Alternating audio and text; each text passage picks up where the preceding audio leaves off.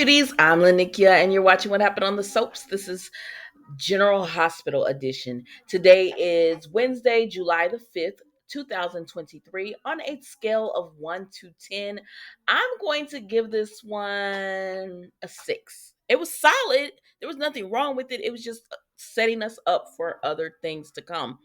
All right, guys, let's get right into this. We start off with let's start off with Cody and Mac.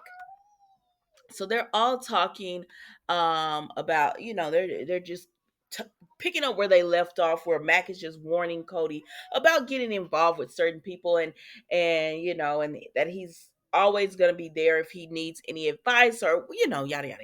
So then Dante comes up and he's like, yeah, and you shouldn't get involved with people like um Scott Baldwin. And so then Maxie at this point calls Mac and she tells him she needs a babysitter for James, and he said, I'm going to be right over. So he ends up leaving. So then we have judgmental Dante talking to Cody, and Cody just pretty much being like, what I'm doing with Scott is legal. Yeah,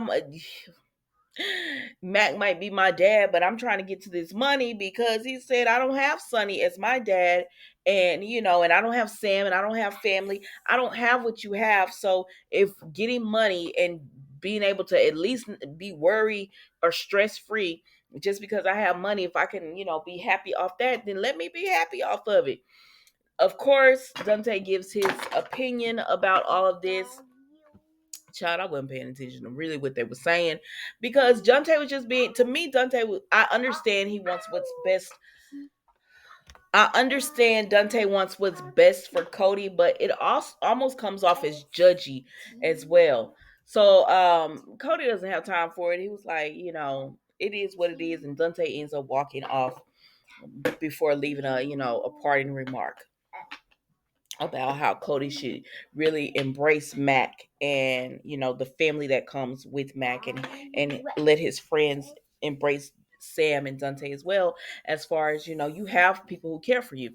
All right, so then we move on from there, and we go to Mac goes to Maxie's place, and Felicia comes over, right? Because he's babysitting James. Now Felicia had been at the Metro Court earlier, and Martin had left his room, and Felicia came in as the maid, and she took his trash and everything. So James, Mac, and Felicia are going through like a puzzle, and they're putting his bank statements together because they're surfed through his trash, and they found these bank statements, and they're like, and James is like, this is boring. I'm about to go get a cookie. And Max said, bring me one back too. And so they're going through his bank statements, and they say, oh, he's getting 50,000 incoming all the time. No, no, Mila. He's getting 50,000 deposited monthly, but that's probably from Valentine. And they said, no, but that's from Port. This bank isn't from here. The bank is in Port Charles. I said, oh, they said they're supposed to be bringing some people in. I said, okay then. So we're gonna see, I guess, what happens with that. Felicia's on the case. Private eye. Y'all, that was pretty much it with them. They're on the case of Martin. So then speaking of Martin, he goes down to the Metro Court, and I said, why do you keep coming to the pool in a full body, in a full suit? He takes off his jacket, rolls up his sleeves, takes off his socks and everything. I said, baby, you don't want to take off them pants? Like, it would be better if they just had him down there in a t-shirt and some trunks. But anyways, Tracy sees him. Now she's talking to Diane, and she's giving Diane a check worth 40,000 because she needs Diane to be her representation, because she shows her the files that shows that the Deceptors concept was stolen. And she said it takes years to do this, but Lucy and the Deception were able to do it in since last fall is when they had the stuff for it, the patents, and I guess patents, and the thoughts of it and everything. It did, the timing ain't making sense. You could clearly tell somebody else has been working on all this information, right? And so she said, so I need you to be the person to do this. And Diane was like, whoever gets, has all this information, if it's truly theirs, the IP, then they would be rich. And she said, yes, very rich. And she told Diane, and you would get a quarter of it. Diane said, no, I would get a third child. I'd be rolling in the money too. And she said, but so Diane went ahead and took Tracy on as a client because she said this gonna make money. I said, Diane, you don't know who you're gonna have to fight against while you taking her on. But anyways, so after Diane leaves, Tracy goes up to Martin and she said, what you got going on? And he was like, she was like, the last time I saw you, she was in jail because of that whole debacle with the Lexus and everything. And he said, you never did pay me for my representation, my services. And he was like, where can I send the check? She said, oh, you funny because I'm not paying you for that. But anyway, she said, she starts talking about Lucy, and she said, my brother had a thing for her, but that didn't work out well either. He said, well, what do you mean by that? It sounds like you sending me a warning. She said, no, no, no, no, none of that. And she said, but I do have a proposition for you. And so I don't know, child. I don't have enough care in me to care what's going on with this thing. Let me know when it gets to the end. Like I'll start paying attention and caring a little bit more when it gets to the end. Because y'all know how General Hospital will set something like this up, and then we won't hear about it until next month. So I don't know. Unless they keep this storyline going faithfully and speed it up with what's going on exactly, I'm not investing my energy into it. So then we go over here, and Lucy, Brooklyn, and Sasha are in the room. Now Sasha has just took one of her pills that psychiatrist done prescribed her. I said, girl, why are you taking it? Did you need it or are you just taking it? And so anyways, she's taking one of her pills, and Brooklyn comes in, and they all are saying how well everything is going, and they're happy for her because Cody is off the hook. And they said, so like, did Gladys the one who remembered that about the bracelet? She said no, it was a waiter. And they still trying to tell Brooklyn, well, I mean, excuse me, Sasha, well, I hope this doesn't make you not want Gladys as your guardian, like want to keep her on. And she's like, no, I still want to be free. But she's happy and she's riding high or whatever. But Lucy says we got some big problems going on, but they waiting on Maxie. Well, Sasha says, well, I'm feeling good. Everything is working out. So I'm gonna go and get me a latte. And I said, girl, don't you need to be in this meeting? But she said, I guess not. So, anyways, Maxie ends up coming to the meeting with Lucy and Brooklyn. And Lucy says, Maxie, I had IT run a report, and I was just expecting them to run the usual report. But it turns out that somebody downloaded the information about the scepter or whatever, and it came from your computer. So Lucy is like, I don't want to believe you did it, and I really don't believe you did it, but who got the information, downloaded the information? And Maxie is just like, I have. Lucy Maxie is just like, I can get that information anytime. Why would I need to download it? And they say it doesn't make sense. So they turn to Brooklyn because Maxie does say, Brooklyn, you were here. Now Maxie not remembering that Brooklyn really wasn't in the office that day, because you remember you spoke to her assistant, and the assistant told you Brooklyn hadn't been by the office. And so Brooklyn, they're asking Brooklyn, did you see anybody, or did somebody get that information? Because they were like, this information cannot get out there. That's about the deceptor. So I don't know, child. We're gonna see how Brooklyn skates out of this. So then we go from them. I'm sorry. Let's see, who do we go to? So then we go to them, and we go to Carly as well as, yeah. So we go to Carly and Sam. So Carly is speaking to Sam, and she's letting her know she's found a way she can get some money on her house, and that's by selling it. And Sam is like, what, girl, what, all these memories, and you want to get rid of this house? You didn't even want anything in the divorce from Sonny but the house. And she said, well, I mean, I'll take the memories with me. She said, it breaks my heart to have to do it. And Sam says, well, what about Donna and all that?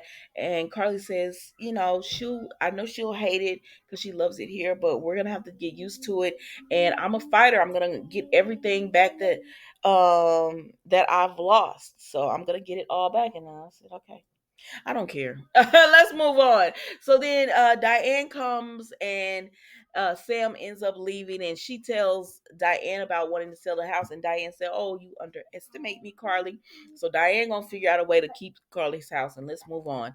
So then we go to Nina and Sonny, and she's looking outside and everything, and she comes in, and Sonny says it's beautiful, and she's like, "Yeah, the day is beautiful." He was like, "I was talking about you, girl, not just the beautiful sky." And she was like, "Oh, I have everything I want, Sonny."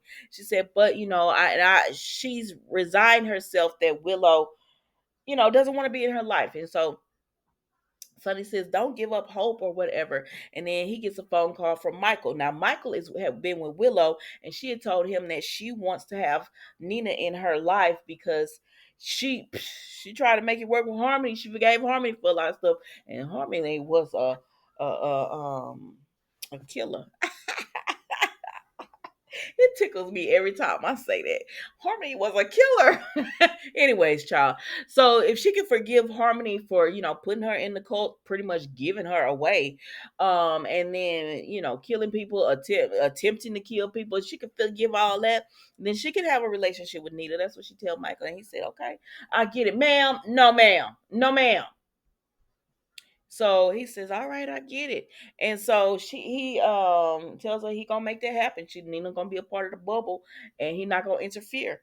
And so then we see the nurse comes through, and she tells Willow that, Willow tells her thank you for, helping her understand. And she says, "You're welcome," because the nurse said, you know, you need your mom. At the end of the day, no matter what's going on, you need your mom and to have some kind of connection to her. And so Willow tells her thank you. So then we go back to Nina and Sonny, and Michael calls in the middle of their conversation, and he was like, "How's the patient?" And Michael says she's getting ready to go home, but she needs something. And he says, "What?" And Michael says she needs her mom.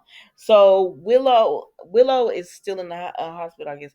But Sonny and Nina come through the doors, the hospital doors, and then Nina's like, because she remembers what she did, where Willow told her stop doing everything, and how Nina turned in Carly and them to the SEC, and she says because she did that, Willow's not gonna forgive her or whatever, and so she doesn't want to. A part of her doesn't want to see Willow because I don't know. They made a big deal out of this for no reason. A part of her doesn't want to see, because at this point, she doesn't think Willow wants anything to do with her. But a part of her doesn't want to see Willow in case she does, and then Willow's going to reject her for what she finds out. But the nurse comes through that had been talking to Willow, and she says, "Are you Willow's mom? Here's your stuff, to cover yourself up and all that kind of stuff." So Nina goes ahead and goes in, and Sonny tells Michael it's good that Willow's opening her heart to Nina. He said she's not opening her heart; she's just opening the door. I said, "Baby, Willow and Nina finna be mother and daughter." I know a lot of people are like, "Oh, I can't wait for Nina to go down," but I honestly don't think it's gonna happen like y'all are thinking it's going to happen. I honestly don't. But anyways, Nina goes in with Willow, and she tells her, "I want this vendetta that you and Carly have to end now. Whatever beef y'all got going on, I want to end." She said, "But I'm going home, and I have a small bubble, and I want you to be a part of it." And of course, Nina is happy about that. And so Michael and Sonny comes in, and Nina goes to Sonny, and she says she asked me to be a part of her bubble. So she's excited. And then Michael looks back at Nina. I said, "He gonna be watching you, girl." And y'all, that was did I get it all? Y'all, I mean, it wasn't that much of an episode. I'm gonna be honest with you. Because a lot of this is we don't really know what's going on with the Deceptor. We don't know what's going on. So a lot of this is kind of setting up for the upcoming, I guess, weeks or months. And then with the whole Nina thing, she's gonna marry Sonny, right? Whenever the wedding is, I think is that when we're gonna find out everything that's going down. Like, I wouldn't be mad if they had another wedding, like Portia in, where everything starts being revealed. I wouldn't be mad at that, but we'll see, child. Anyways, that was General Hospital today. Don't forget to like, comment, and subscribe to the channel, and I will see you tomorrow for an all new episode of What Happened on the Soaps General Hospital edition. Thank you so much for watching. Goodbye.